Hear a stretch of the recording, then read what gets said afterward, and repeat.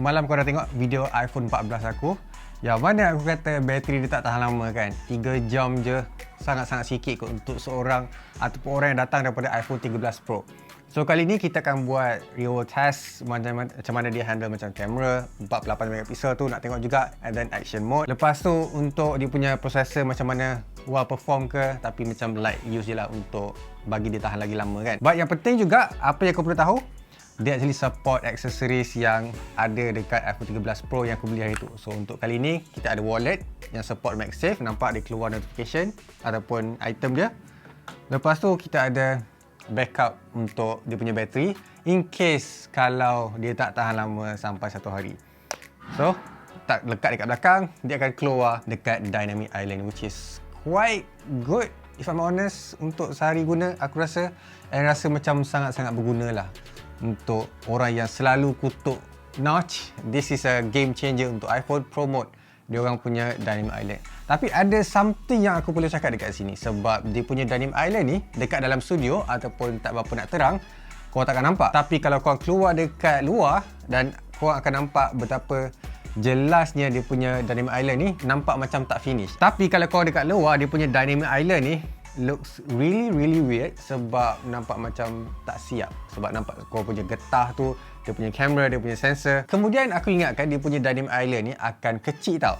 Tapi sepanjang always on display ni, dia punya notch ataupun Dynamic Island ni akan panjang. Dia akan keluar lock dekat situ. So bila ada lock ni, maknanya dia akan guna korang punya screen lah untuk light up that pixel. So far aku rasa macam okey je, tak terganggu sangat. But kenapa dia tak buat macam biasa je kan? By default dia tak guna pun Dynamic Island tu masa tengah idle. Lepas tu kita akan start video ni terus, sebab ni dah tengah hari, aku siapkan kerja pagi.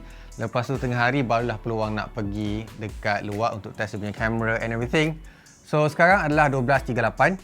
Battery percentage 93%, which is aku dah guna untuk reply message and everything. Ni pun ada aku punya SIM card untuk reply message ataupun buat scroll social media dan sebagainya. So without wasting any more time, jom.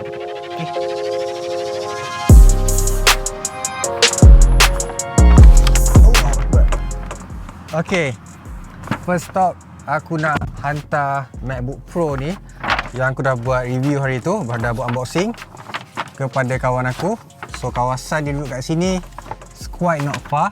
Tapi itu adalah perjalanan yang pertama untuk bagi, bukan giveaway ya. Aku tak mampu nak bagi giveaway mahal macam ni.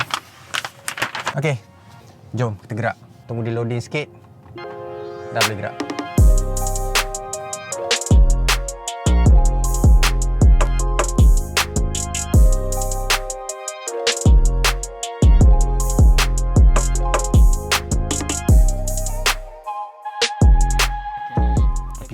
Tapi tu ada tikus-tikus sikit makan. So hilanglah Apple ni. Ni M2 tau. So harga dia dah makin naik sekarang. Chip shortage. Kau pergi dekat mesin tak ada.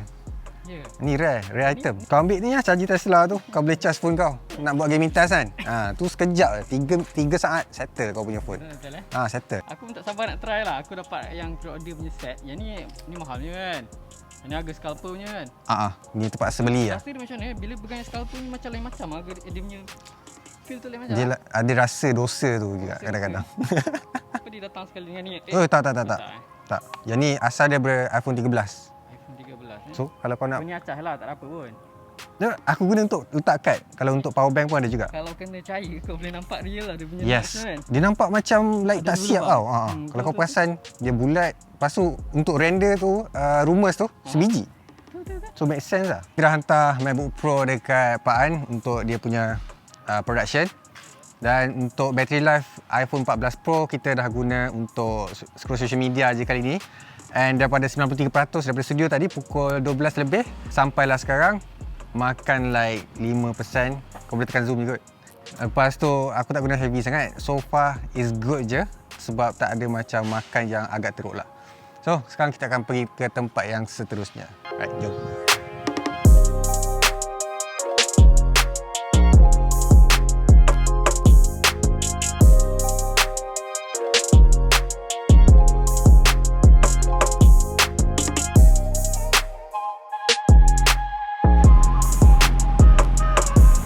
Okey, sekarang kita ada dekat Lalaport dan kita nak uji 48 megapiksel yang ada dekat iPhone 14 Pro ni.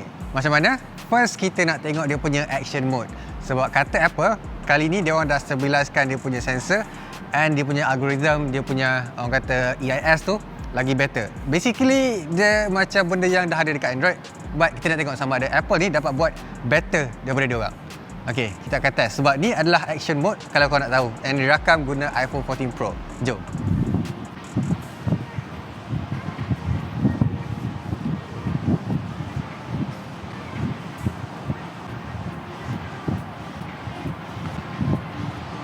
Okey. So far macam mana dengan action mode dekat iPhone 14 Pro? Is it stabil daripada biasa ataupun just sama je? Tapi video ni guna rakaman 2.8K. Dia tak boleh pergi 4K full res. So dia punya limit 2.8 je. Tapi kalau kau nak tahu untuk Android, dia boleh rakam full HD je biasanya. Okey, sekarang kita dekat atas pula. Alright, sekarang kita ada dekat Lalaport, atas sekali dekat rooftop, which is open lah. Kalau korang tengok dekat sini, kita boleh nampak menara yang paling tinggi dekat Malaysia.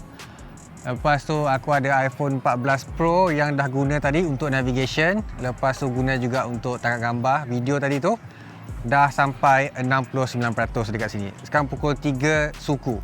So boleh tahan lah dia punya bateri tu, tak adalah macam makan sangat. Tapi kita akan test throughout the video and the whole day untuk tengok. Tapi sekarang ni kita nak test dia punya 48 megapixel resolution, Apple ProRAW punya format, untuk tengok sama ada beza 12 megapiksel dengan 48 megapiksel tu ada beza ke.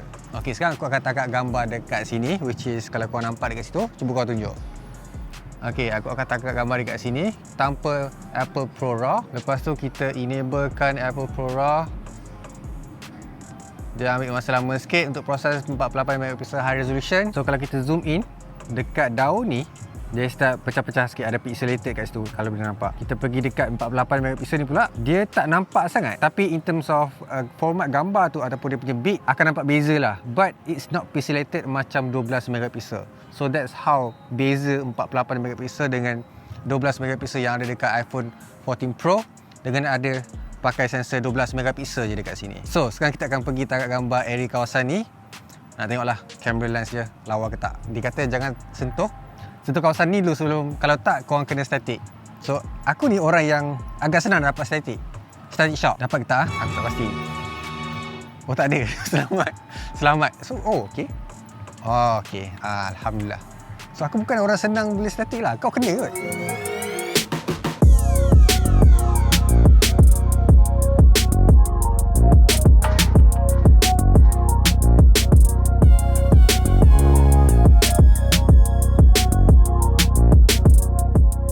Alright, sekarang aku ada dekat BMW, ada kereta untuk charge kereta elektrik since kita dah berjalan satu hari ni. Sekarang dah pukul 4.23. Battery percentage 55% kalau korang nampak.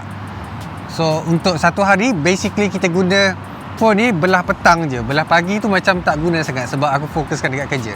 So kita charge dulu kereta kali ni. Yes, kita guna CCS1. Yup, connect. Lepas tu kita charge pakai app GoToYou. Kita charge dalam masa 30 minit lah. Okay. So, connect. Start charging. 60 watt. Okay. Dah, sekarang tengah charge. So, untuk penggunaan hari ni basically it's quite heavy. Tapi ada satu benda yang kita tak buat lagi, which is gaming task, yang mana aku akan main game simple CSR gaming dan juga PUBG kalau sempat, untuk habiskan bateri ni hari ni juga. So kita sambung buat kerja sikit since aku ada benda nak kena hantar, file and everything. Alright, jom kita rehat dalam kereta sekejap, setengah jam untuk tunggu kereta ni habis charge. Alright, sementara kita tunggu dulu, kereta ni charge dalam masa like 25 minit. Agak laju, 60 kW kat sini. So sekarang bateri dah 57%. Okay, phone aku 53. Boleh kata dia makan bateri sama macam phone juga kereta ni.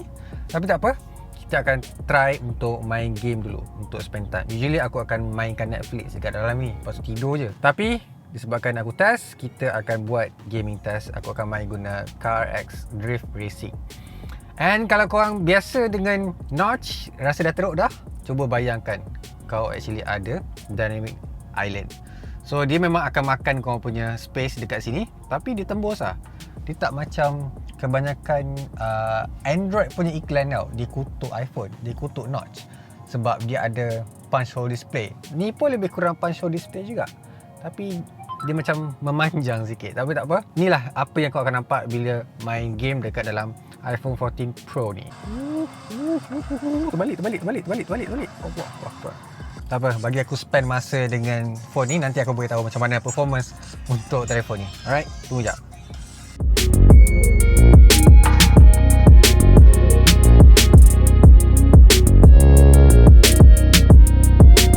Alright guys, aku dah main game dekat dalam telefon dalam masa 30 minit, and boleh kata maybe sebab kereta ni sejuk and aircon dia pun sejuk, so dia punya heat tak ada rasa sangat. But overall aku nak komen sikit pasal dia punya performance kali ni. A16 Bionic is no doubt one of the best processor untuk main game such as PUBG Mobile ataupun CSR Gaming, Car Race Drift, game-game yang aku selalu main. Tapi untuk dia punya screen kali ni nampak macam dia tak adapt lagi dengan apa yang Apple buat dekat sini. So maybe benda ni akan bagi masa dekat diorang developer untuk game-game untuk ambil semua kelebihan yang ada dalam prosesor yang baru.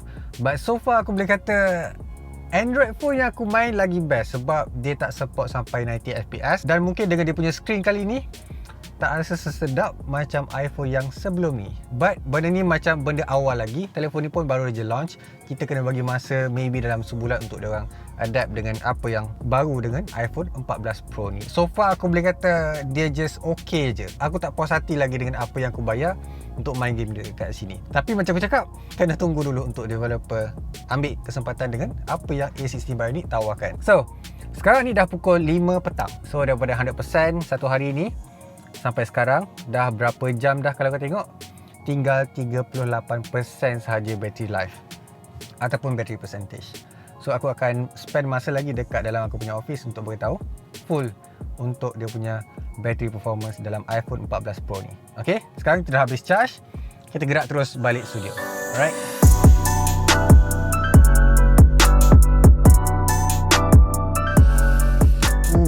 Guys, aku ada berita yang agak kurang enak dengan battery life iPhone 14 Pro ni. Kita dah ada dah full result untuk telefon ni. Tengok sekarang dah 13%, pukul 9.39, dan juga dia punya ketahanan bateri dekat sini boleh kata tahan dalam masa 4 jam sahaja. So untuk 4 jam ni kita dah tangkap gambar, kita dah main game, kita dah test semua features dia yang sepatutnya dapat menambah baik daripada apa yang iPhone 13 Pro dapat buat. And aku boleh kata 4 jam is not enough untuk telefon harga semahal ni. Ya, aku tahu untuk iPhone 13 Pro is, yes, betul-betul iPhone 13 Pro akan lagi tahan lama daripada telefon ni. But kita kena tahu juga yang mungkin disebabkan dia punya always on display tak dapat nak perform macam yang adik dia pakai. So dekat sini aku akan test out untuk review lagi on and off.